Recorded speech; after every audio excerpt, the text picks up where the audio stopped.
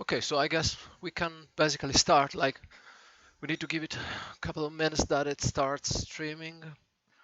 Let me check the Facebook page. The Facebook, no, the Steam page. Sorry.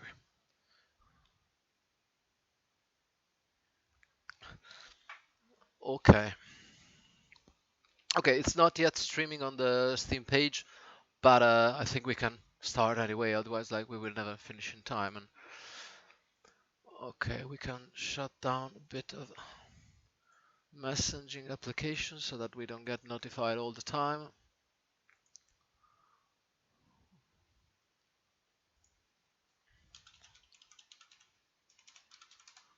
Okay, so ladies and gentlemen, this is release time almost for Empires in Ruins.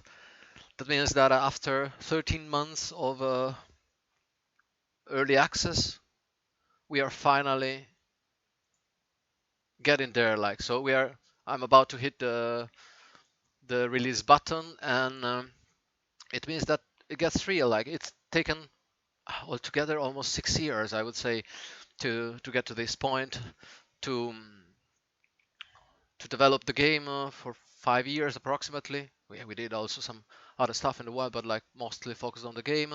And then we've been um, we've been for 13 months, like I said, in early access. We began in February 2020, and right before the virus, and it was an intense 13 months. We had a roadmap. We had to revise it a few times based on the user feedback. But I think that that was the best choice, because that way, like, we did really address the weaknesses of the game at the time, and we did localize the game. It's now localized in several languages. It's localized in Italian, Spanish, Russian, Chinese, Portuguese, German, and soon after release we will add French, Japanese, and Korean. That unfortunately didn't make it to release because logistic time was just too short. But it will not take too long, like 1 or 2 weeks maximum, and they will be online as well. Then let's get to the game. Let me check if the page started streaming. Um, it didn't yet, but it should in a short while. Like when you will be seeing this stream. Right now it's live, but like most probably during release it's going to be in recorded, because during release I will have a ton of things to check. I will have to check that there are no bugs, that there are no Steam issues, that there are like no problems. Like the last time when we did release, I was streaming live, and we had a problem with the discount applied to the soundtrack, and it was a simple thing to fix, a bug from Steam, but I couldn't fix it for the first 3-4 hours because I was streaming all the time. So this time I decided to go for the stream. Then I will be able to loop the stream. I will be in chat all the time anyway, both now and during the release. So if you have any question, please don't hesitate to ask. And let me see if now it's live. It should be live now. It's taking forever, like as usual. It takes like 4 or 5 minutes, like to start. And we can double check in here. Okay, now it's live. Now it's finally live. Okay. Uh, then I would say let's get started.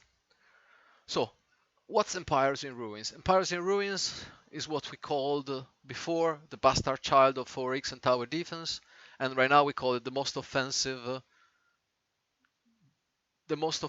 defensive grand strategy game, because it's a hybrid of genres. It's an experiment that we made based on a game that we would have liked to play at the time, and we couldn't find. So we wanted the tower defense part to become a lot deeper than a classic mobile tower defense, and we wanted it to have also a meta game around that had to be grand strategy. So like a slightly simplified version of a 4X game. So you have an empire management, you have a campaign management, and these two parts merge in the fact that when you fight a battle, you fight it in the real-time engine in a tower defense style with quite a strong RTS influence, and Then when you manage your campaign, the storyline, and everything else, you do it in the turn-based main map. I did prepare already like some save files because I don't want every time to start from the beginning. It's cool, it's interesting also from the beginning, but I think like it's much more fun to see the battles already in a bit of a more advanced stage. I think we go for the campaign. I think the first thing that I can show you is even though then we will go for a loaded game, I would like to show you the intro. The intro of the campaign that we are really proud of. That it's been voiced by Doug Cockle, that is the Witcher voice actor, and I think it really sets the mood for the whole game and for the whole campaign. The game has 3 game modes. That is, you can either play campaign or sandbox in the main map. The campaign has a storyline, and you are limited by chapter to what you can do, to what you can research, and you need to advance in every chapter. There are 5 chapters, and the sandbox mode is just like free roaming. You fight the battles, you manage stuff, but you don't have really any specific objective. And otherwise, there is also an arcade mode. Maybe later, like before the end, we can do like one of the most advanced battle in arcade. All the maps that you have in the campaign, plus a few more that we have been adding. Like for example, you see when they have like this little logo, they have been added after, and we will add some more like in the next months because it's we develop a system that is quite good for making maps using Houdini, and so we can produce these maps with relative ease, let's say. But what we do right now is like jumping straight into the campaign and jumping straight to the campaign in I don't remember which chapter to be honest, but like let's see where I did save it. Okay, so this is the main campaign map. These are the Western Marches. You have been you're Hans Heimer, that is an alcoholic, grumpy first sergeant, sent into a quite desperate campaign that is taming the rebellion in the Western Marches. This area is the western part of a small principality called the Principality of Koth, and it's been rebelling. It's been rebelling, but there is something more happening, and it obviously will unveil during the campaign. What we will be doing now is playing the campaign, but I will try not to go through all the dialogues because I think the dialogues are really one of our points of strength. People quite like the writing and the story, but first of all, they can be a bit slow for a stream, at least for this specific streaming, which I want to illustrate the game, and I don't want to spoil you anything. But basically, you advance chapter by chapter. So this one was, for example, the first cluster of provinces of the first chapter, and this one the second chapter, and now we are at the beginning of the third chapter with a battle in Holstein. Then let's take a look at one of our provinces. Okay, this is a province window, and in here you have like the full control of your province. You have several statistics: attack, defense, espionage, authority, rebellion, happiness, population, food, and research points. And you have the resource production in here. Then you see your settlement, what type of settlement you have. You have some natural resources that are based on the geography of the map. And you can assign a governor to your province. What's the scope of each province? Basically, what you need to do is to keep rebellion as low as possible. Rebellion describes how strong is the rebellious strength in the province, and your objective is to tame the region, to quell the rebellion. So what you have to do is to lower as much as possible this value in order for your provinces to be stable and kind of easy to rule. To do that, the two main things to do, let's say passive things almost, is to have authority as high as possible and happiness as high as possible. The higher these two, the lower the rebellion will go with each turn. And the opposite is true as well, so the lower these two, the higher will rebellion be during the turns. Let's take a bit of an overview on the province management before I tell you how it's done to quell the rebellion precisely. So On the main map, you also can zoom in the main map and see the geography version of it. But basically on the main map, you have this marker that is showing your headquarters. You can only give direct building orders to a province in the province in which you have your headquarters, but you can move your headquarters around in order to give different orders. If your headquarters is not there, there is first of all a building queue. So you can populate the building queue, as you can see, and then it will be completed also when you are not there. But you can also assign a governor. If you assign a governor, you can give the governor some priorities. Let's see. Command post, laboratory. So basically, you can tell your governor AI what to build in which order. It's worth pointing out that the governors, they are not always fully reliable. Let's see if we see one with a yes. Okay, for example, this is a governor of which we know the loyalty. It's 46%, and it's already pretty high for the standards of officers, because like this whole world and this whole campaign is based on corruption and scoundrels, we shall say. And but if you, for example, let's see this governor here. This governor here, we don't know the loyalty, but we can take some actions in order to either bribe him and increase his loyalty, or we can investigate him, and we have a success chance here in 29%. It will rise with the rising of our skills to discover his loyalty. Let's try it. Otherwise, you can fire the officer, but there is a chance that he will join the enemy, so he will become a governor of an enemy province. So the enemy province will be stronger when you fight there. Or you can hang the officer. If you hang the officer and it doesn't escape, then all the other officer will have an increased loyalty for several turns, but the faction to which the officer belongs will not be so happy. Or, like I said, you can bribe the officer. You can bribe the officer, and his loyalty will rise by 20% for 9 turns. So let's move the headquarters into the main province. It will take 3 turns. Let's pass the turns. Oh, okay. Here we have a dialogue. This is the start dialogue. This is how dialogues are presented.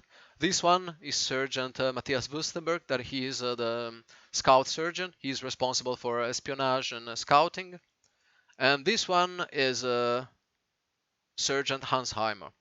Sergeant Hansheimer is the main character, like I said before, and he is a grumpy alcoholic that I will not spoil you too much about Sergeant Timer. Like, there is a good chance that you will either hate Sergeant Timer or will love Sergeant Timer. Like this, we saw from reviews that there is no real middle way about him. Most of the dialogues you can also skip unless they are important for the plot. So some dialogues will offer you a fork in the plot, and you will be able to influence a bit how the campaign progresses and how the campaign ends. But let's keep it like I say. Okay, here we see the result of our investigation that we started during the previous turn. Unfortunately, it failed, and so the loyalty of the officer decreased by an additional 4%. In this screen here, you have like the espionage reports, and you see, okay, investigation into Calamastan fail. Mr. Calamastan, we can bribe him, like, just because we don't know how loyal he is. Okay. With the passing of turns, things happen. And for example, now at the beginning of this turn, we had no special events of any kind, but we had like there is an officer that wants to join us. Officers are procedurally generated, so they will be always different, both the statistics, the look, the traits, and everything. For example, you see this one provides a modifier to the scout's range and a bonus to espionage when used as a governor. We can hire him. Like, you never have enough officer, to be honest. Okay, meanwhile, our headquarters was moving there. So this is the starting province, so it's probably worth to start our check from here. When right now, as the campaign is already a bit in a more advanced stage, you see that the statistics are already pretty good. So like, especially now with the headquarters here, the rebellion is already zeroed and authority is pretty high, but still let's take a look at what you can do to improve this statistic. Two of the easier thing to do is like this one, that is basically distributing your men either to the attack or to the authority. Basically, you assign your men to the guards or to the army. What's attack and defense used for? Attack is used when you try to start a fight into another province using this province as a starting point. As you can see, oh, no, okay. As you can see, Calame here doesn't have any neighboring enemy province. So this is not. Wait a second, because obviously the moment I started streaming, the dog started barking. Olaf, Olaf, vieni qua, come here. Yeah. Okay, this was Olaf that was trying to interrupt the stream. As I was saying, like, okay, we did assign already, but so basically the provinces, the idea is that on the provinces on the border where you can be attacked, you try to keep this balance so that the attack and defense are pretty high. In the provinces that are like in the back, in which you don't risk being attacked anymore, you can assign mostly all the men to the guards, and you see that our authority that was 84 now rose to 94. You cannot change for 6 turns, but like you see, like I've never used this province to attack because like the attack is ridiculous now. But you see, like there is quite a few things that give an advantage to our a bonus to our authority now. Then the taxes, you see, like moving the tax slider is changing the gold production and changing the happiness. So the lower the taxes, the higher the happiness, and vice versa. What are resources used for? Resources of each province at the end of each day turn are poured into your main treasury. So this is the main treasury of the campaign. When you are building something, the resources are directly funneled into the building. So the province will contribute in no way to the treasury. We started building here a command post that is increasing the authority in the province, and then we can add a temple that is increasing the happiness, and we can probably also build a guard post that gives a bonus to defense and to authority as well. I think these should be enough for now. Then I think we can assign the new guy that we just hired to the as a governor. Here you can see the bonus given by the governor. You see there is a small preview there. This one that is a bit more loyal, unfortunately, is not the top governor. This one would be probably better. Okay, let's try to assign this one and hope that he's not too unloyal. We can investigate him also probably. Let's investigate him to make sure. If a governor is not loyal, first of all, he will be stealing some money from your treasury in a way that you don't see it. And then he will be contributing to the rebellion also in a way that you don't see. And there is a chance that at some point he will decide to rebel. He will start a riot in the province, and he will leave. But okay, right now, like, finger crossed. And the next turn we will get the results of the investigation. So this is our map. We said, like, and we would like to move on, and we only have one unknown province exposed. We can first of all send the scouts, or we can start an attack. What we want to do is first of all to scout it. We have a 38% chance. We can decide where the scouting will start from, and it will take more turns, but maybe you have like a province with a much better scouting. For example, Calamere, you see it takes 3 turns, but it has a much higher chance, so you can send it from there. And this province can only scout one enemy at a time, or can only attack one enemy at a time. Okay, so the action here started and nothing is happening yet because we need to pass the turns.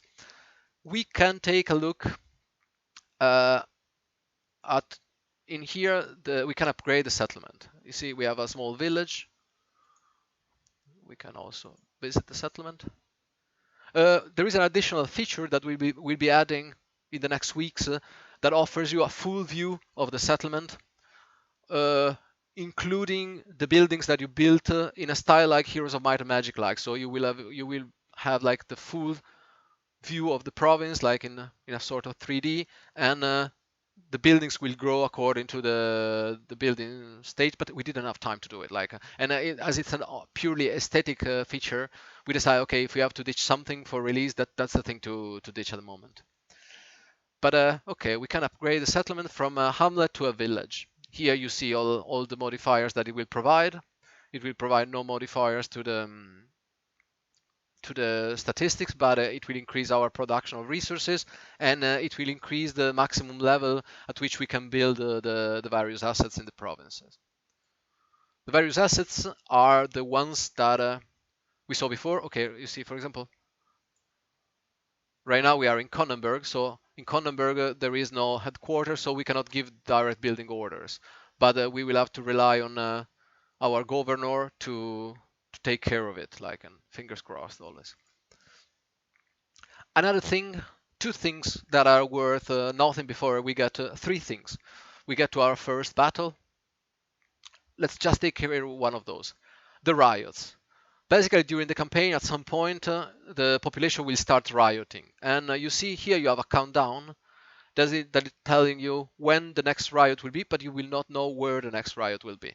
It will mean that a battle will start in one of these provinces that you already own, and you cannot cancel the happening of the riot, but what you can do is you can delay it. So if you achieve chapter objective, these ones are the chapter objectives. If you achieve several of those, then you will slow down the timer, and if you increase your relations with the population, you will delay the timer, and every time you conquer a new province, you will also add like a bulk delay of to the riot.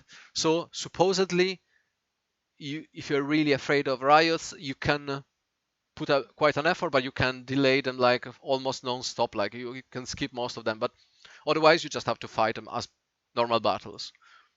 There is news. Yeah, you see, like it told us that in Konnenberg we could upgrade the settlement, and we already did it. Here we built some stuff. We built a laboratory, a logging camp, and a temple. Okay. Then I would say let's pass the turn, and let's the campaign progress. Okay. We failed again the investigation about the officer. His loyalty decreased again, but luckily we did bribe him, so like he should not have dropped too low, at least for now. Here you can see the progress of all of your actions. Okay, oh, okay, this is a dialogue from the plot. This is the first meeting with Major Kostorov. Major Kostorov is the commander, the field commander of an enemy army. But I will skip the dialogue because this one would be really a huge spoiler. But as you can see, we did scout this province in the wild. We did scout this province, and here we can see all the statistics of the province. The province has a governor, so that's additional modifier. We see the loot that we will get if we scout the province and the resource of the province.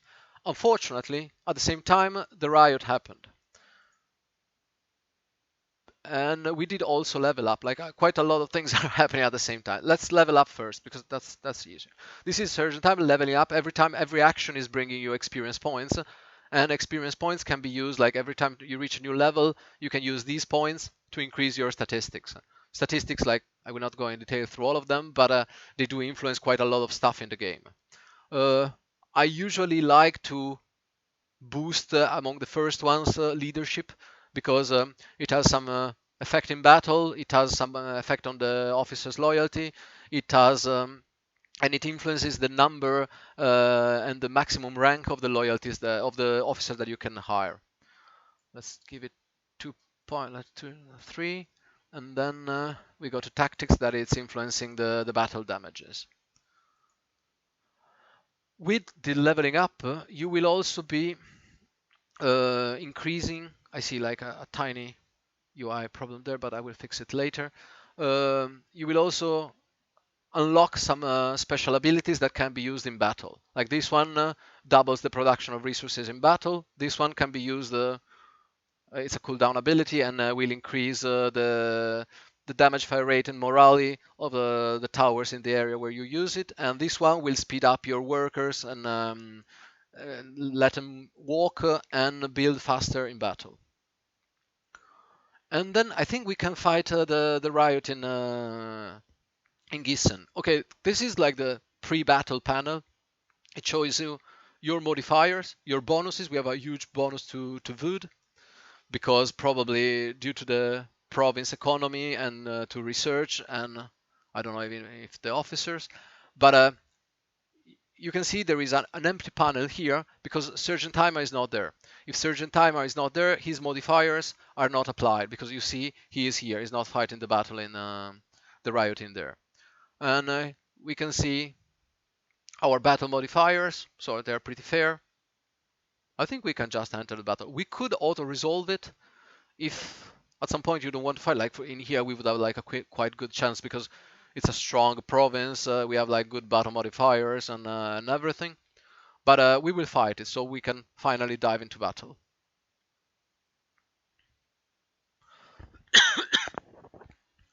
Okay. This is a typical battlefield. You see here you have your headquarters. This is the one that you have to defend. And here you have all the possible paths. Don't think that all these paths are all the places where the enemy come from, because there can be more. There can be more that will be opened during the battle, but you will see it during this battle. And here you have like some bandits hanging, just as a touch of color, like a dead horse and a cart. Okay, I think we can start. I can also finally put back the volume in. Okay. A scout tower. Wait, I need to lower a little bit the volume because I hear myself a lot less now. Okay, but I can lower the game settings.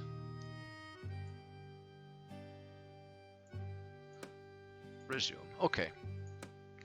So let's get started. We start with a scout tower that will tell us about the enemies that are arriving. What does that mean? That means that every enemy that is predicted to cross the area of the tower will be detected and we will get information about him or her. We build it here next to the castle, and you see our worker is going out and is building the tower. Why you need to pay attention to workers? Because the workers can be killed by the enemies.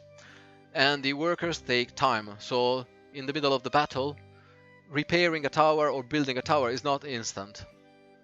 So if I build here and the enemies are like, you see the walkers, they try to avoid, if possible, the enemy's paths, but sometimes it's just like it would be far too long. So like pay attention to that. You will see like we will probably like get a few of them hurt or killed during the assault. We start by building a guards tower. That is the most basic tower. And then we build a second one, I would say in here. We cannot build anymore. We can also build some... okay, let me explain you how resources are produced. Gold is earned by killing enemies, so or by skipping the time between the waves. The other resources are produced with time. So you see right now, thanks to all the modifiers that we already have, we have 8 units of wood every 3.8 seconds. The default value is 5 units every 4 seconds. With research or with your officers or with the buildings or whatever, you will increase this production rate. The resources are only produced when there are enemies in map. That means that right now you see that we have no production of resources. I would say we can start. I try not to build resource production buildings during the first 3-4 waves, because first you need first of all, you need towers to kill the enemies, and then when you already have a basic defense, you can finally build up your resource production as well. But then let's start with the first wave. We need some wood in here, but we have quite a good wood production, so we should have no problem in building another guard tower soon. And you see, we get all the information about the paths thanks to the scout tower. We can also get a full scout report. It will tell us what enemy is coming. This is rabbit hounds. They have some special abilities, they have some statistics, they have everything. We can let them go for now. Like the first waves usually are pretty simple, so you see these ones, like, they get killed with a single arrow. And we can take a little look at one of our tower. Maybe the next wave, if one of them gets some experience, so that we have something more to show about it.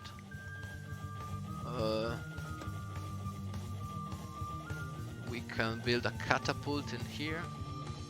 Usually I started with building closer to the castle, and then I slowly expand, because you never know, like, where the enemies can come from. These ones are the bandits, the same guys that are hanging here, and they are not that strong, but if they reach the castle they will also steal some gold, and that can be pretty annoying. Here we can upgrade the range, the fire rate, and the damage of the towers. And you see, we can also upgrade them to a different type of towers. We already unlocked them from the main map through research.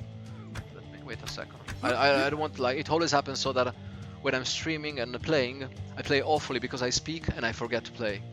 So, like, let me add a few upgrades to these. Okay. So basically, you always start with one of the base towers, and then you can upgrade it to a different type of tower. The guards tower can branch out into composite bow tower, that is like the faster and more versatile branch of towers, or the crossbow towers that are more resilient to damage and they deal higher damage to the enemy, but they are slower. We see here that this tower leveled up. This is a tower like control panel. You see here we can see all the modifiers. We have quite a lot of positive modifiers to the tower due to the battle modifier, so the advantage that we have from the main map through research, the tower upgrades that we just made. The tower is with kills is gaining experience, so it's the rank, and as you can see, quite a lot of things. The morale, like, this is also based mostly on the main map situation. So like in a battle in which you have an advantage, the morale will be higher and you have a chance of double damage every time you shoot. Then you can choose a bit of the EI behavior of the tower. That is, you can choose which enemy to shoot.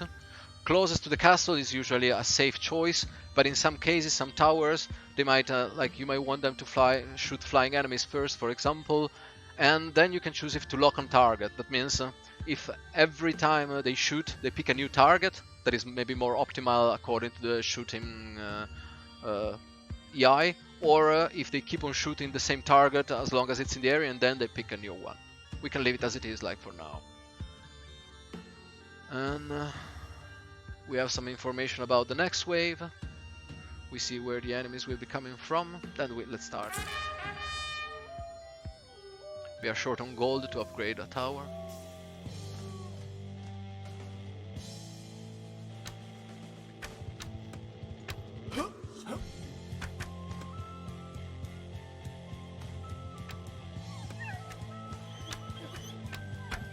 And you will see if some enemies get through. Like the catapult is really slow, but it does area damage, of course, and that means that when there is a crowd, it's really handy.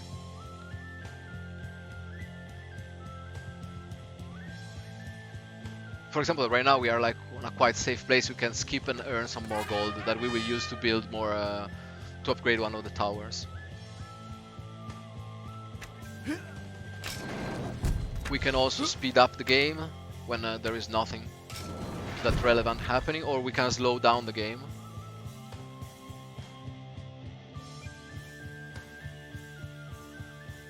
Okay, this is an interesting enemy. This is a sapper. Like this one is the the enemy that everyone that plays the game knows and recognizes right away. Because you see, for example, the sapper can open new paths, and you see right now he's opening a path through the booth, and the other enemies will be able to use this path later on. Not only, but the sapper has explosives, and when the sapper dies, it explodes as well. So you see right now this tower is pretty damaged. We don't want to repair it now, because if you repair a tower, it will stop shooting for a while. And also, if you upgrade a tower, the tower will repair the damage. So let's just upgrade it. Speed up a bit. So okay, so you see our first crossbow tower. The tower is a lot more massive. Later, if you research them, you can unlock some special abilities for the tower as well. It is a lot more damage. You see, like right now, 48 points of damage. It has a good armor and everything. And here, the base tower is a lot weaker. Can we? Oh yes, we can also upgrade this one. Okay, this was a bit risky because the enemies are coming now, but and I think we can soon. We are quite good with resources right now, to be honest, but.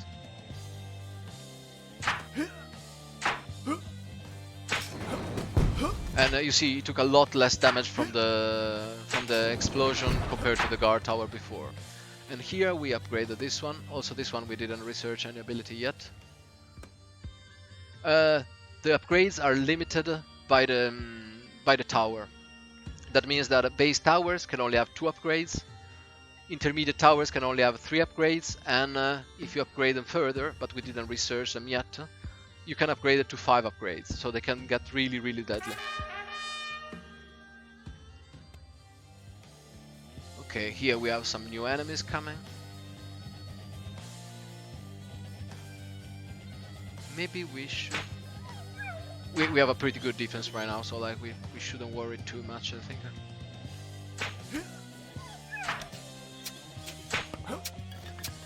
The bear is pretty massive, and someone... Okay, here is a sapper doing something else that you won't like, and that means that he's digging a tunnel. So from now on, enemies can also use this tunnel. In this case, being one early map, it's pretty forgiving where the tunnel leads to. So like, but sometimes they can really get behind your defenses in an annoying way. Like it could be that a tunnel appears here. So like, if you didn't build also near the castle, you might have enemies popping out like straight there. Upgrade this one. Now we are low. We can skip flying. Then we can also build a temple here. The temples, they are not super powerful building, but they have like a really good thing, that is they slow down enemies and they give a bonus and some protection to all the towers nearby.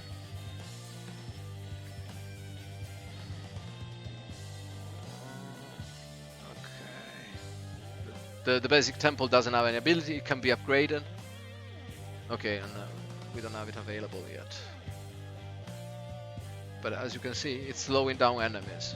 And when you improve the temple level, it will slow them down more and more. And you see here, the enemies are coming from the tunnel. But luckily, I knew it because I designed the map, of course. And that means that we have a tower there to wait for them. We could build one tower here to try to intercept the enemies before they enter the tunnel.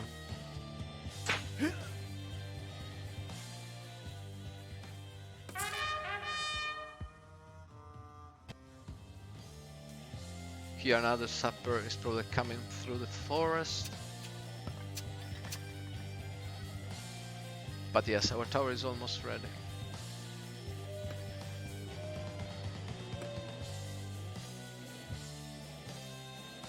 This map I'm doing surprisingly well with resources. So I'm not even really bothering about building resource buildings. You always have to find a balance between gold and resources, because the more you skip waves, the more gold you get. But the more you skip waves, the less production time for resources you have. That means that you need to find your own balance there. Like we upgrade to crossbow tower there as well.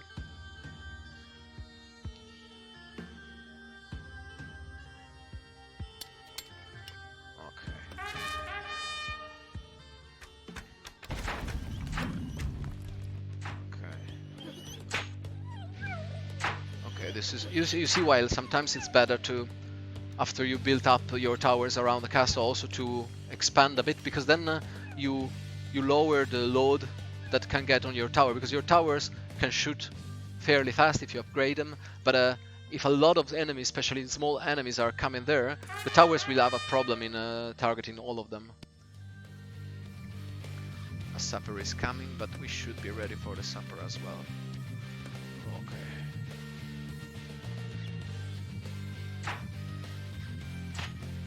No, we are doing super well like right now, so I wouldn't worry too much. We can repair this temple,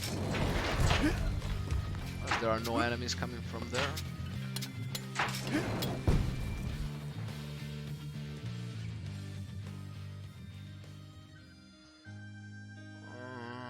Let me just take a look at yes.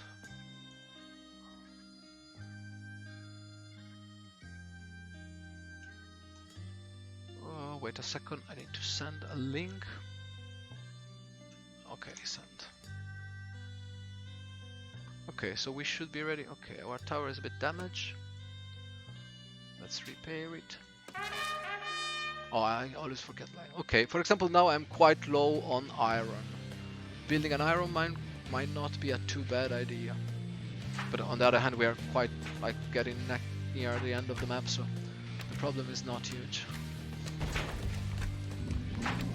And you see some enemies are attacking the towers, and in this map, like, luckily you don't take that much damage. But there is 21 type of enemies, and some of them can be pretty deadly. Can I upgrade? Yes. Okay, now we are fully safe.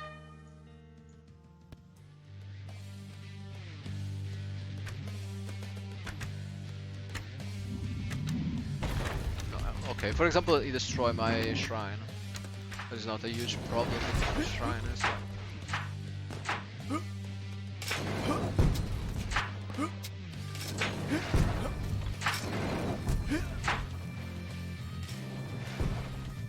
Okay, we can skip to the...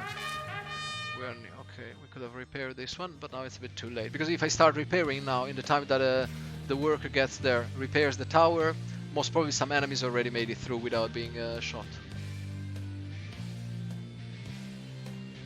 What's coming next and from where?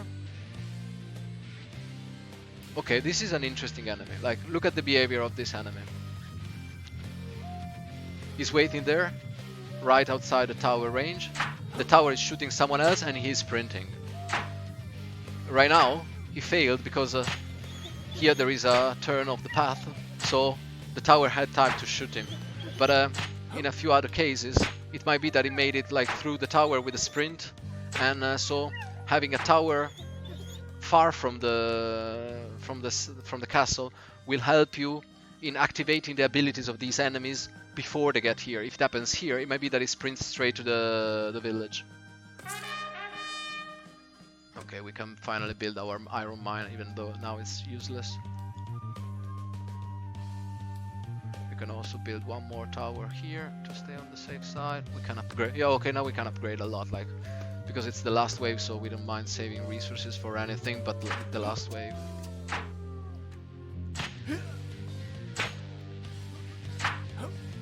For example, he took the tunnel.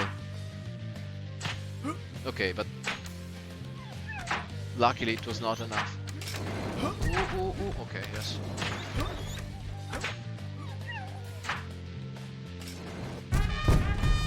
Not bad. 3 stars also.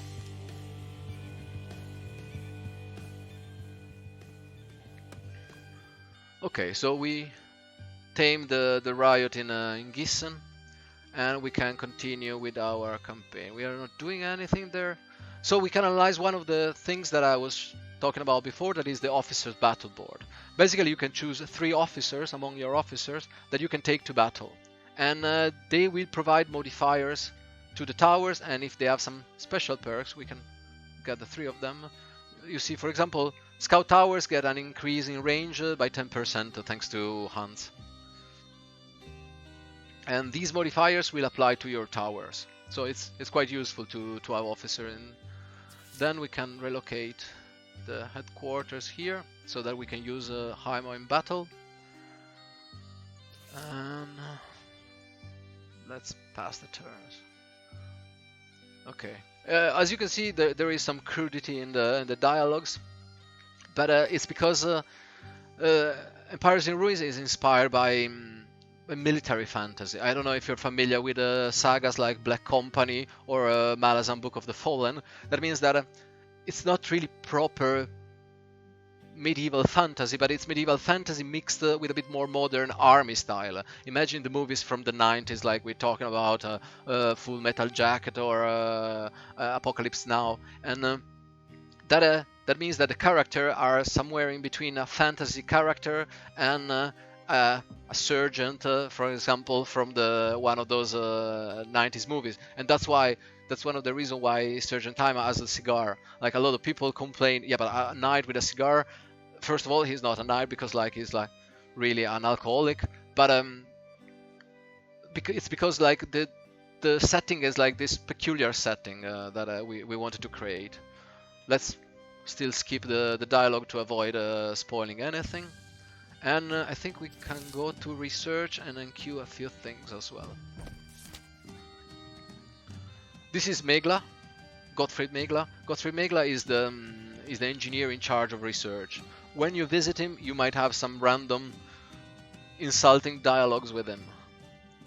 And here is research. Research is focused on battle because this is a campaign, a short-time campaign, so we didn't want to add like a social development, for example, for the main map, because it's not a scope. You're not playing Civilization. You're playing a campaign that is compressed in a short time. And you are not aiming at building the best empire ever, but you are aiming at taming this region. So don't approach it as a empire building, but more as an empire restoring game, let's say. And we want to add a few things. We have a research queue. Right now we are researching a new type of tower that upgrades the crossbow, and then the fort that is basically improving our headquarters.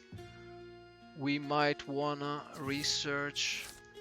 Okay, we have all these research. We might wanna add no. For example, when you start the game, you only have 2 workers per map, but with upgrades you get up to 5 workers. Then we can research boiling oil, that is an ability for towers. What else shall we queue? Damage. Let's improve damage. Let's improve. This one is reducing the building cost of towers. And we have 1 more place free. And we start researching aiming eye, that is used to deal more damage to flying enemies. So right now our queue is full. With turns, we will develop the researches.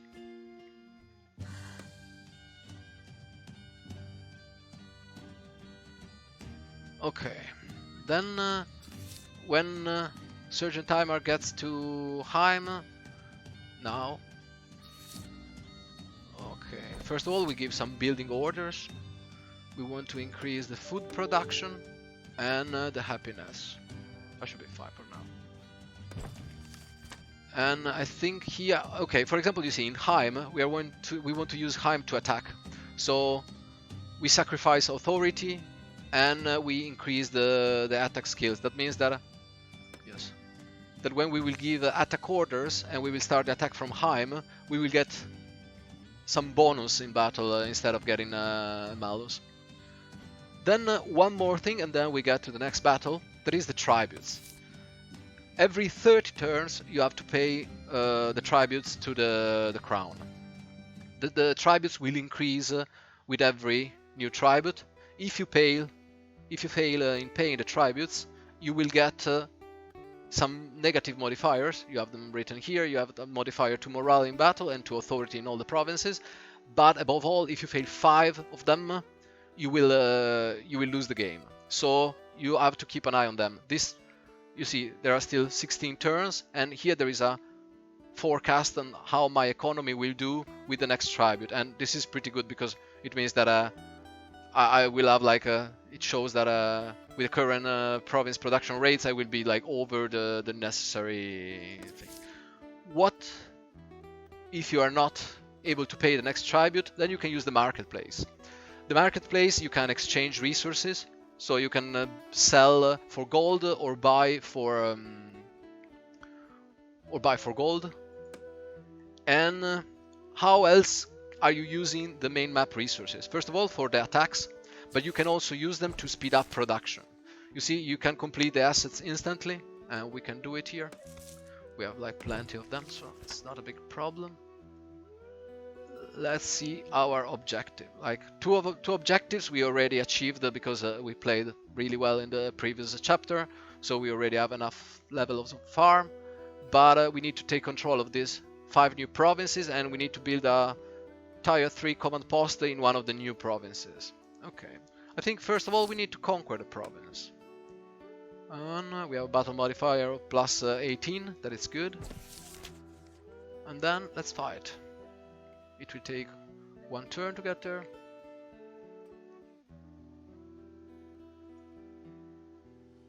Okay, there is a random event. That is a bit unfortunate because it destroyed 2 levels of assets in all the provinces with water bodies. That is, for example, here, but we cannot do anything about that. Like, there are some negative random events, some positive random events, and right now our provinces are quite well under control, so we don't see any rebellious event, but we will have them soon. Okay, here we need to fight, I guess. Okay, battle for Olsztyn. We could even auto-resolve it because we have all these positive modifier. No, let's fight it, like. Let's go for it.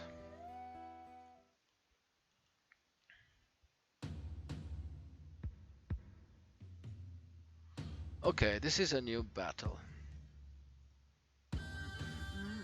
Okay.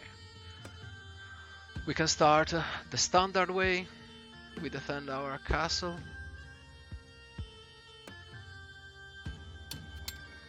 And we prepare a scout tower.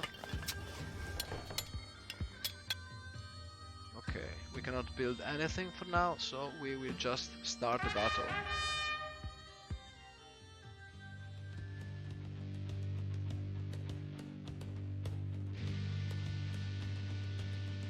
I really like the hanging bandits.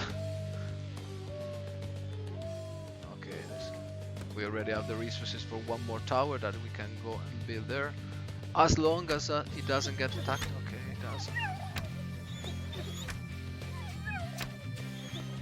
Yeah, okay, for example, this time my defense already failed and we already took some damage to the castle. Well done.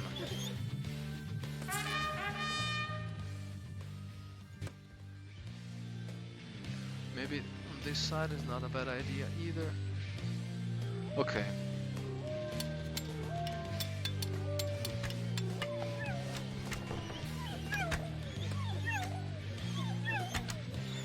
You see, for example, the fact that it's several of them.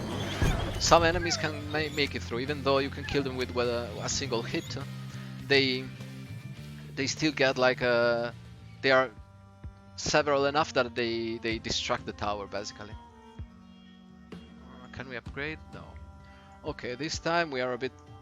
Okay, you see, like this province didn't have such a good economy as the first one, so we produce a bit less wood. So we should probably build. We can build it there. Okay, it's really well hidden, but it's there.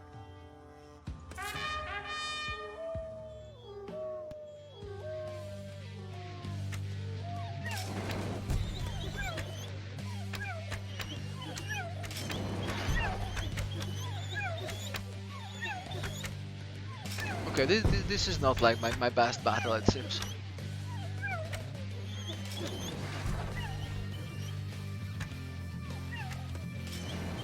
Then we will build 1 more catapult in here.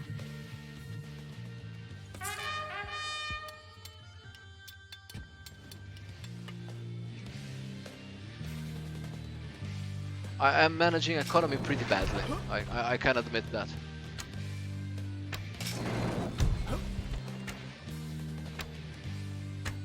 Okay, but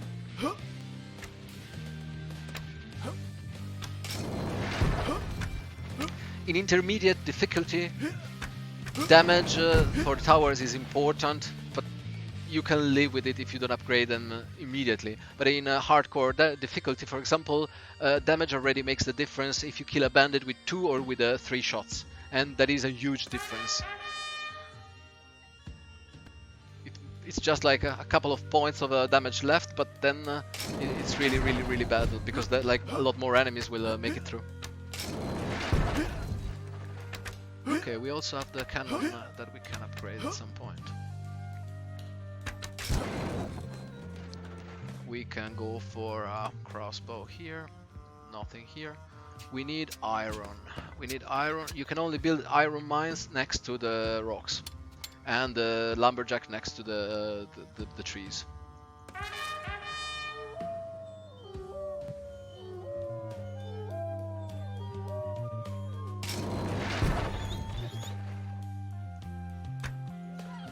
It's going a bit better now, but I would like to build one tower here.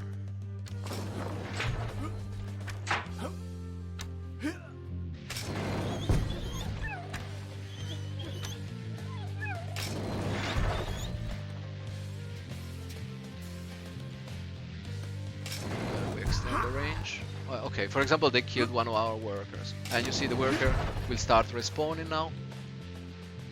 It's not a huge problem, so right now he's available again, but if it happens in the middle of the battle, it's a problem.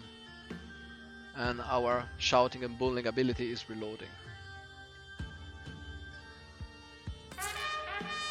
Are we still low on gold? Yes, we are. Okay. We managed. We had enough range upgrades so that we killed the sapper. And okay. Okay, this one could be a problem. Or not. Okay, let's upgrade this tower. Where is it digging? Okay. At least it's not coming too close to the castle yet.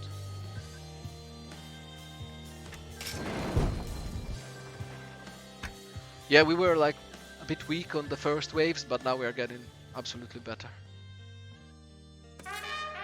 This is the shouting and bullying ability. You see, like, this is the shouting mouth and spitting mouth of Surgeon Timer, and when it activates, all the towers in the area get the bonus. Let's do it now.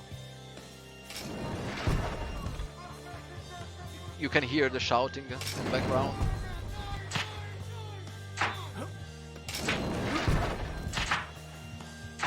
And we did pretty well against the infantries. Can we upgrade? Yes, we can upgrade this one. Let them pass, yes. And then we upgrade. I would like to upgrade to Canon Tower one of these, but I'm still... Yeah, it's always gold that I'm low on this time.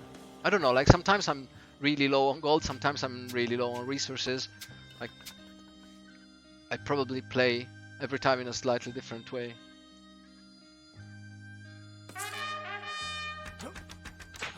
Let's try not to upgrade too much now.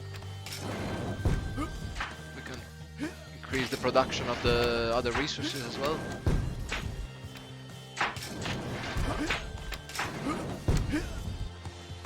Okay, now we can upgrade to Canon Tower. We just like finish blasting these.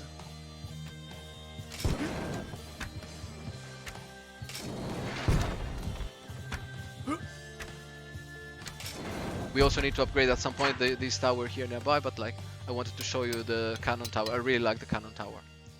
And the artilleries, later on they can upgrade it to Bombardier or to Bombard, but they also have a fixed point to bombard. So for example, I want him to always shoot here, and from now on until I stop it, it will only target enemies that are in here.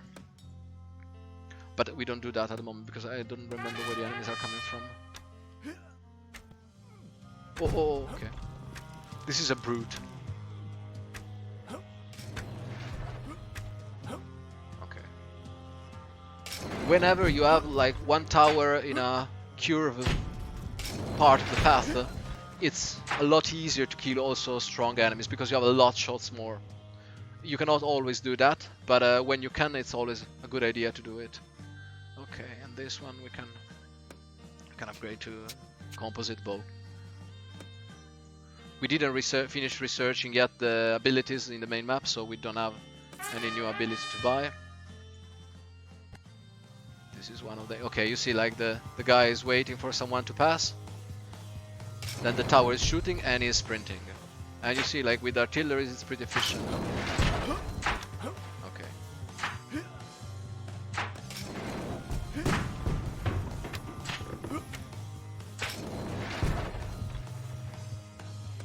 The Canon Tower has a really huge range.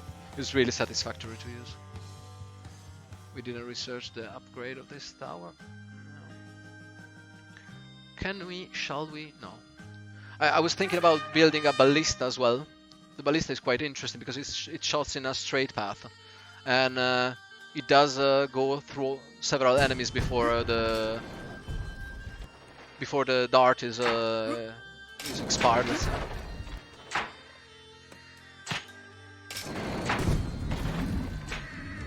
This is a witch. The witches are, you saw they were bewitching exactly the towers, but like the cannon bewitched the witch easily.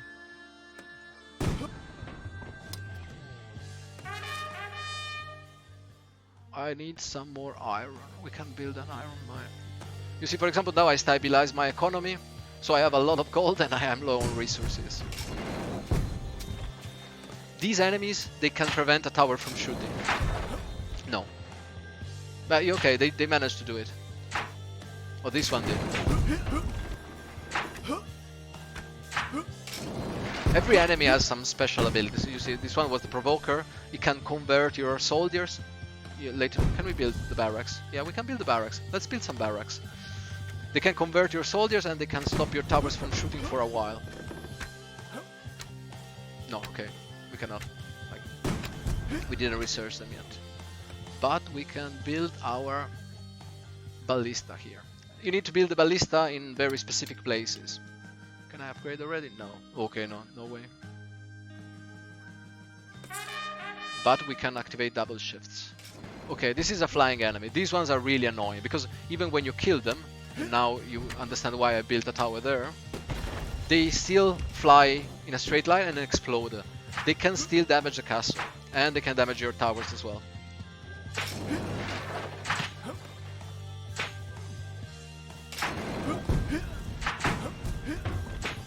But now we are pretty solid with defenses. And if we panic, we reloaded shouting and bullying.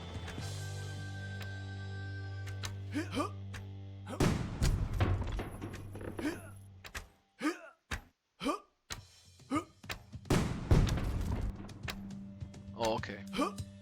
Next one. You see, our buildings have the double shift bonus, so we are producing a lot more for a short while.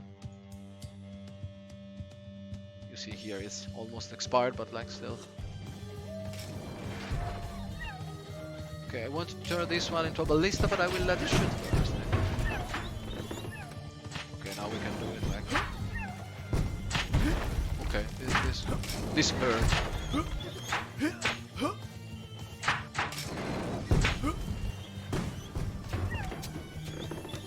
And we also need to repair this one. Okay, the ballista we will fix like a shooting point here. And we will increase the damage. Obviously the enemies are coming from the whole other side. And it's been bewitched. This is not a good start for our ballista.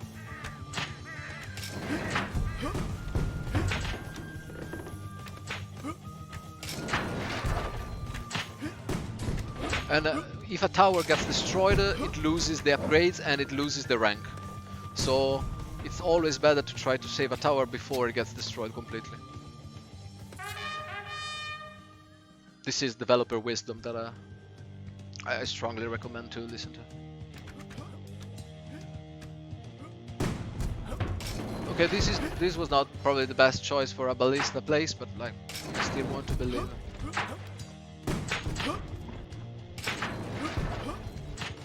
And the tower has been provoked by the provoker, but the cannon now.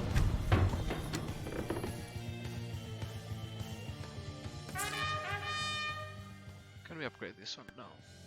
We are short on stone and iron, but we won't know with no.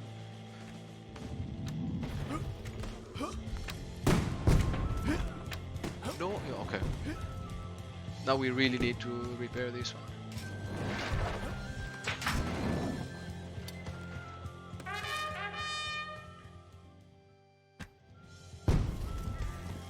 This was not nice. For example, against a single enemy, the ballista. Oh no no no no no no no no no no!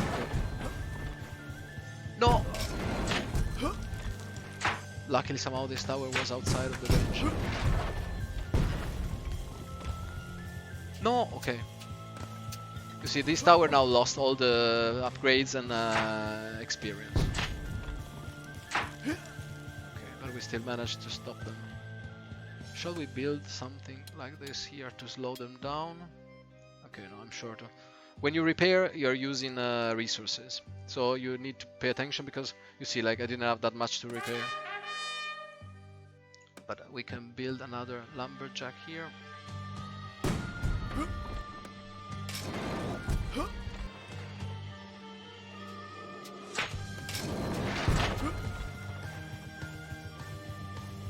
Okay, this tower will suffer now.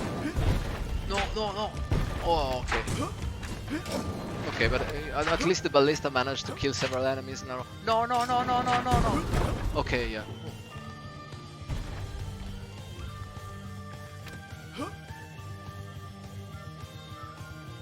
And we need to repair because the next one is the last wave. We don't have enough to repair this one. Well, okay. This is the last wave and we are a bit in a catastrophic stage. But we will use shouting and bullying.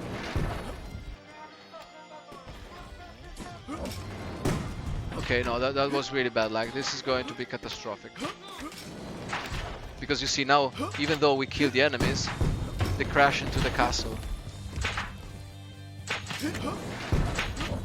Okay, it looked a lot better at the beginning of this battle. No!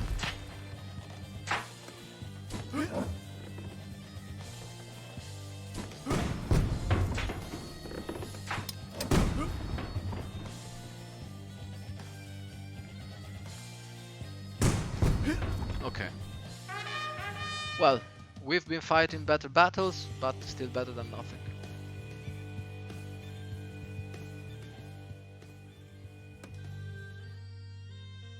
And then we can choose if to occupy peacefully or to pillage the province. It depends, like with the pillaging we make more resources and we do some stuff on the province.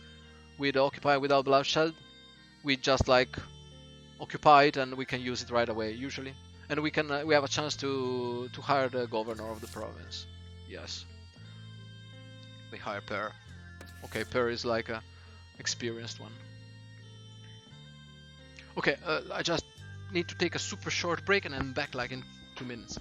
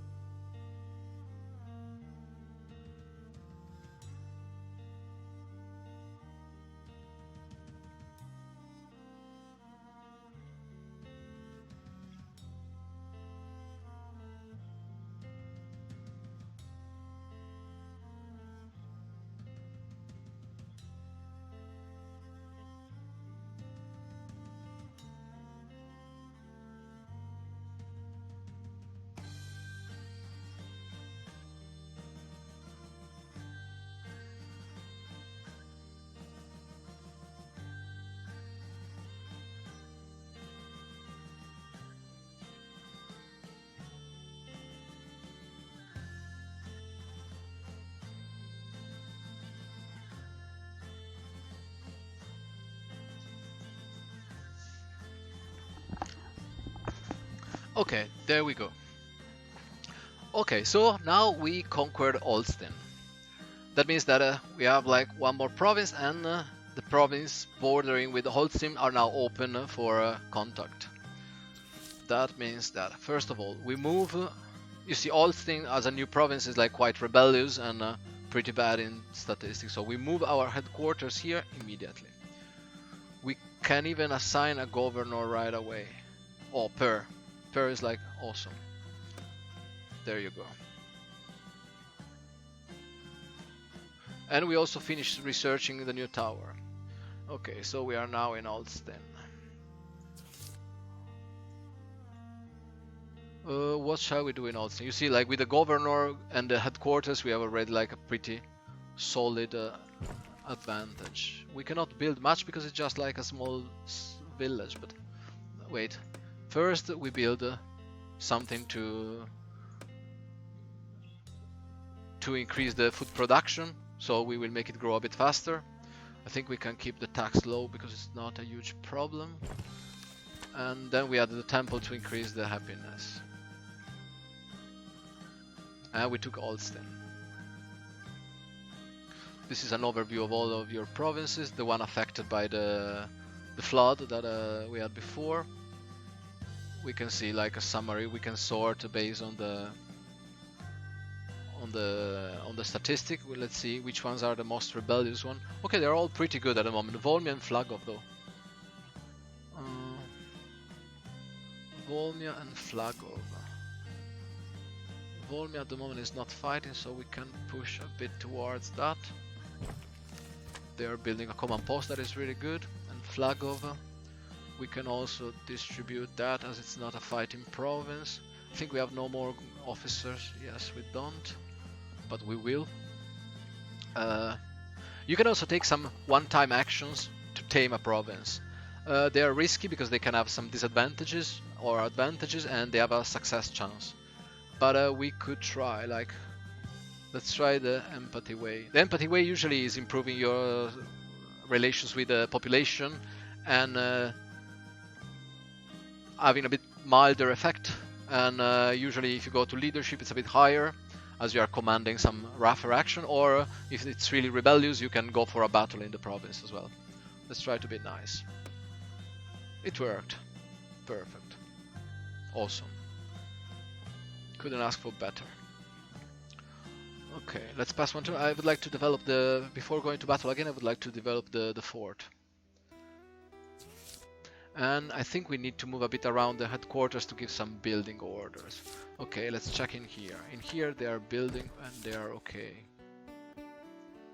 In Thralz, they are building the guard, but they could definitely build more. Let's move it here.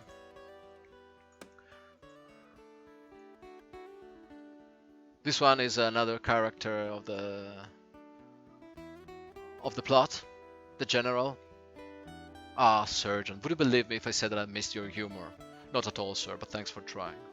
But like I said, like we don't go through the dialogues because we don't want to spoil them. And you see that our riot timer increased because we conquered one province. The tributes are still under control, yes. Okay, now we can go to this province here and give some building orders. We can increase the gold production. Okay, the authority is really good, so that there is not a problem here. Then happiness. And the laboratory, because we are quite slow in research right now. And then we go to Kronenberg. Because, okay, Kronenberg is pretty low on statistics. What shall we build here? Okay, food. Because food is increasing the happiness and is increasing the size of the settlement. So food is always a good choice. But also, authority is always a good choice. And happiness as well. Let's go for this. Yes, okay. Yeah, usually I try to focus on authority, happiness and food as first things to rise. And then you rise the rest, you rise research, you rise the espionage and everything. They're all useful, but you don't want to have like continuous rebellions in your area. Right now, for example, we were pretty lucky because like we have like such a low rebellion rate. It depends on how you manage the campaign until this point. The more you progress, the more, if you did manage the campaign in a rushed way, you will probably have like now the map filled with some red markers that show that in a province they are like burning your food, or they are like peeing in your well, or they are like lowering your authority. And if you did go a bit slower, like we are doing, then you can slowly build a proper progress, and you don't have to stress too much about what you're leaving behind. I'm spending the turn, but I could actually scout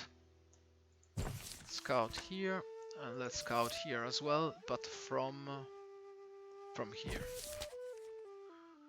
If a province is very weak and very on the border, you can also send reinforcement from another province, and basically half of the value of that province that you are picking will be temporary lent to the province where you send the reinforcement. But at the moment we don't really need that. And then we go around a bit building stuff. This is like plot dialogues. The only women can just resist my charm third. The only thing that can be resisted is your breath surgeon. Okay, this one we cannot skip because it's a decision, and just goes for the one, but without revealing you what I just did. Then we did scout crib, success, so we know everything about it now. We still have some stuff enqueued. Then brilliant success here as well. Then we went to Calamere, and we can enqueue a few more things. I would increase the market and the lab. And then we come back here if possible, because if you have Hammer in battle, it's usually quite a huge advantage. So you need to time a bit the traveling of the headquarters.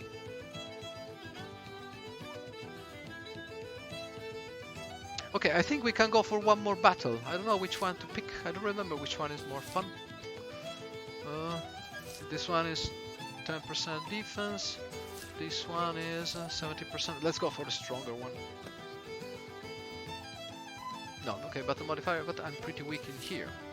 But we can do this and hope for the best.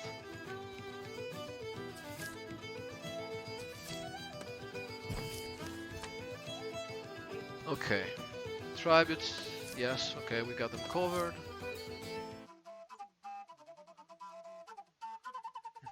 Can I have a word, sir? No.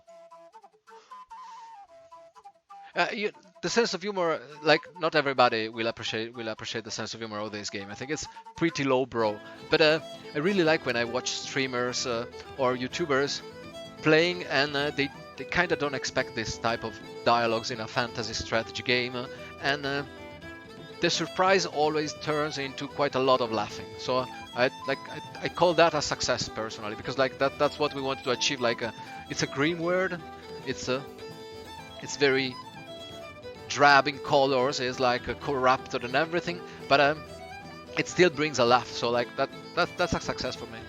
Ooh, look what bonus to food production I have. Okay, let's fight.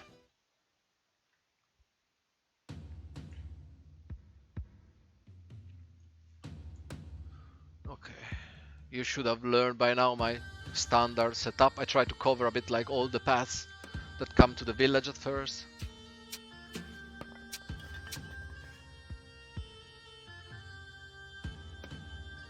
As I have like bonus money, I can build four towers in the beginning. Like one, let's build it here. But I cannot build a scout tower, so the first wave will be like incognito.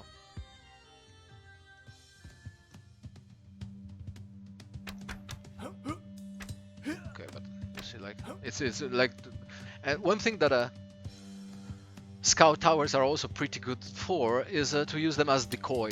So like later on there are some enemies that can deal like quite a huge amount of damage to towers. Also the brute, for example, does.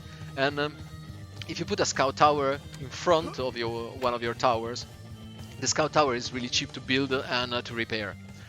That means that the enemy will attack first the scout tower, and then your main towers will have a chance to shoot the enemy in the wild. It works pretty well as a technique, like especially in hardcore difficulty, it's almost vital.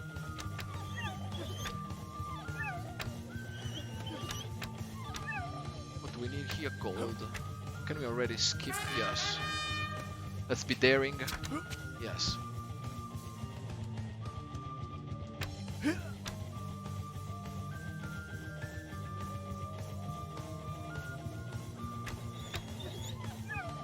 There is a supper coming, but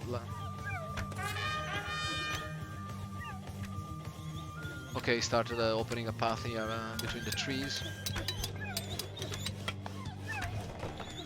You see, like this kind of stuff can also be done during the battle, but you need to time it well. For example, if you are upgrading a tower and the tower gets attacked, the upgrading is interrupted. You don't lose the resources, but the upgrading, like the worker is either killed or goes back to the castle. And so you would lose quite some time. But at the same time, sometimes you just have to do it during the battle, because like you cannot wait for the next wave. I would like to build a catapult soon.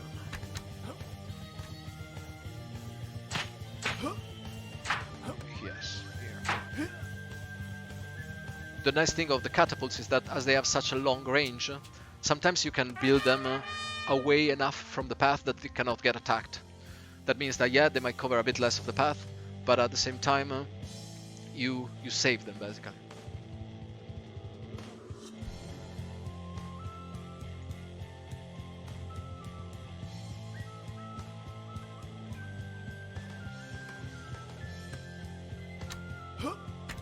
Now we unlocked this tower that we can build at some point. We will never have the gold for now, but...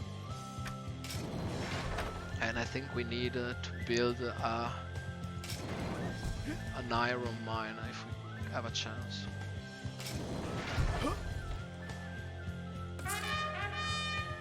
Is it what? Yeah, okay. In some maps, the places in which to build the mines or the quarries is very limited. So you need to take into account that it's not always possible to build as many as you want.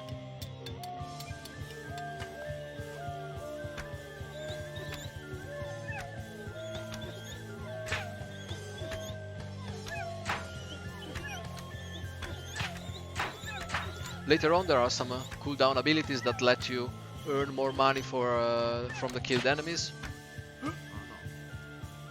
Or like the temple, when they upgraded as an ability that allows you to, in its area, to earn more money also from the kills. And all that really helps if you are like struggling with the economy. And you see that now we did upgrade through the research the castle, so that we don't have the village anymore, but we have a castle, and the castle later on can be given shooting towers.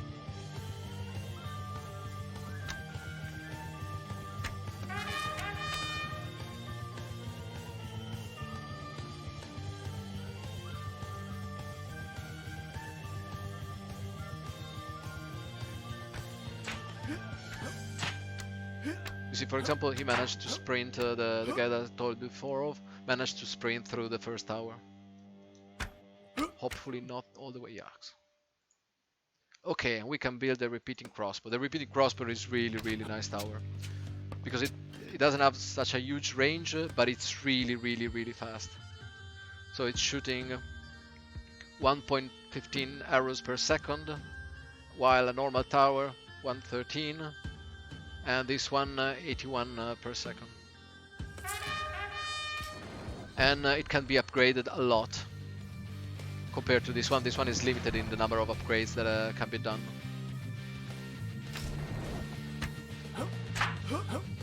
Look at this beauty. This is what I call really satisfactory as a tower.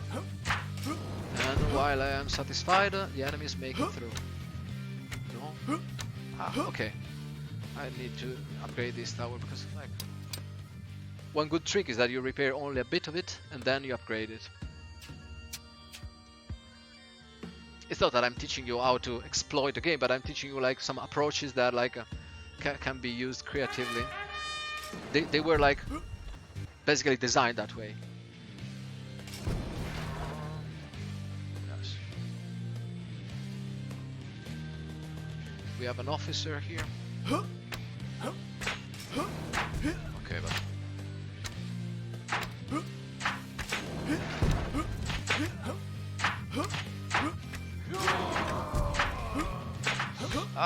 no. Okay, one made it through. No. Okay. This tower here needs more upgrades. Definitely. Okay, but now that we have a catapult in here, we should be slightly safe.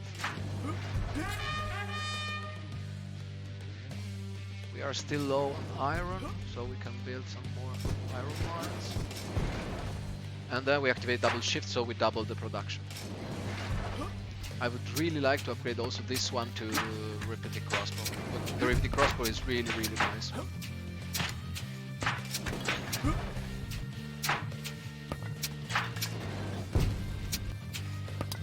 Yes. Oh. Okay, now the ideal thing to do would be to probably build.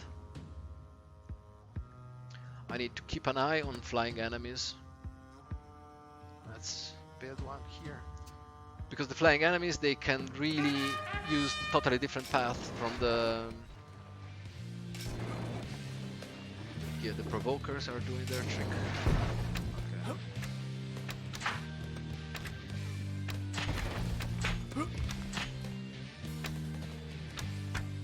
Okay.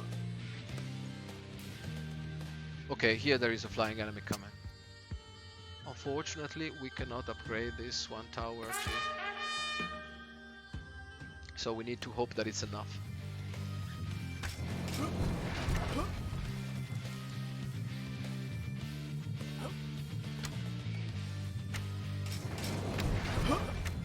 Oh yes, okay. Just at the right last moment we did it.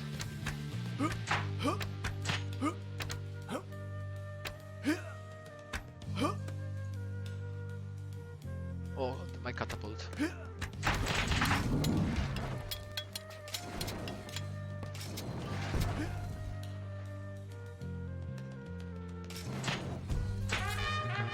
Can we repair? Let's repair it.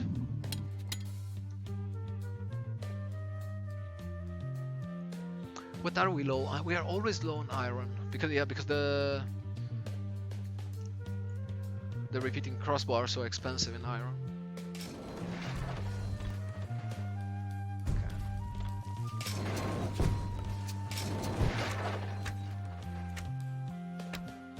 Okay. We can buy burning oil. This is really good. I forgot that we had it. What happened here to the... Okay, I guess I will have to change something. Okay. What happened here? I think I know what I did. I need to fix this one. Like they're usually not that big.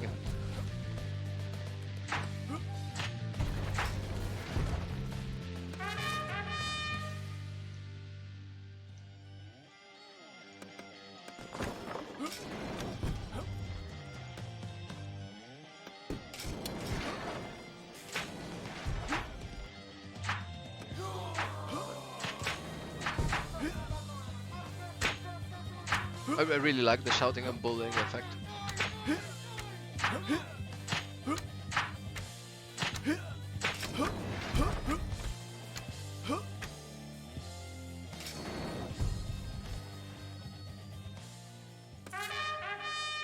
Can we upgrade this one? No, we can't. We are also low on stone. But slowly we are building up the economy, like. We still have a couple of waves time, and now we can use this.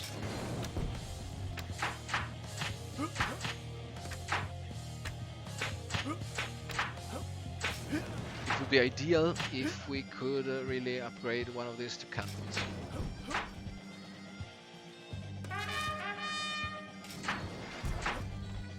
First of all, because they are about to destroy it again, this one.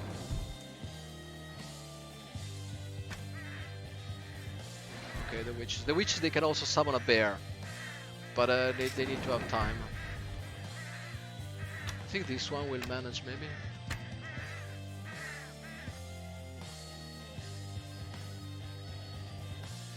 Or if we are lucky, she gets killed by the tower. Yes, yes.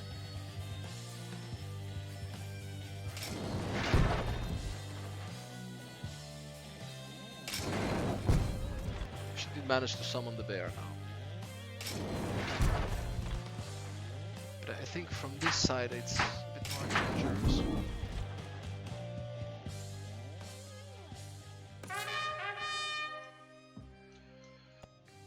The thing is, shall we build now? I don't think we shall upgrade because I think enemies are coming and... Okay, this one I didn't see coming.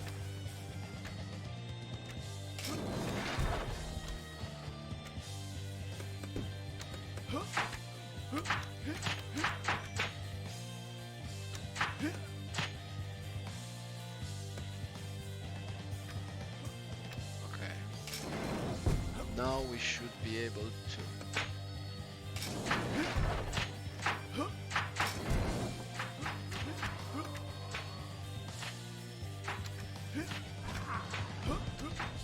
We are still low on stone. Like, I did ignore stone for a bit, but now for artilleries I struggle.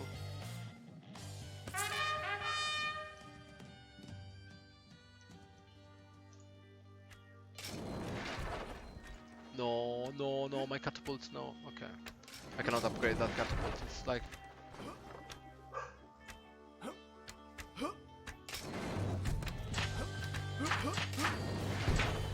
The only thing I can do is like build one more. You see, sometimes it's not that easy to upgrade in battle. It's a mix of timing and resources and everything.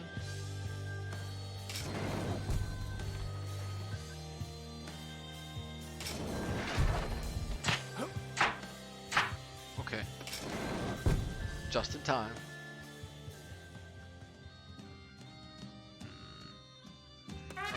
Last wave, and we have to do with what we have. This one, we can develop this.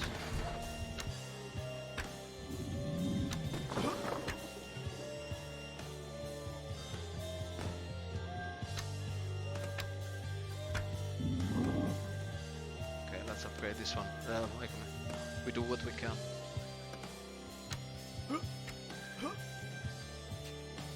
But you see, it's really important to kill the flying enemies away from the castle. This is really the only thing that can save you.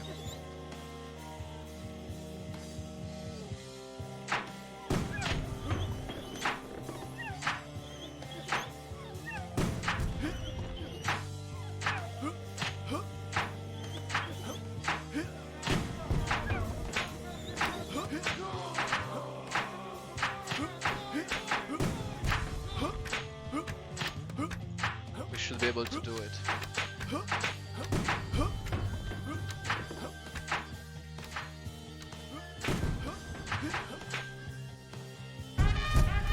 Okay, not bad. Not too bad. We occupy peacefully. So we can upgrade once more this one. And I think for now that might be it actually, because like I don't even want to spoil like neither the maps nor the campaign, but I think you got a taste of like what it's like to play Empires in Ruins. And what I can tell you is that soon in the campaign the enemy will become more aggressive too. That means that they will not just like wait for you to go there or start riot, but they will also attack you.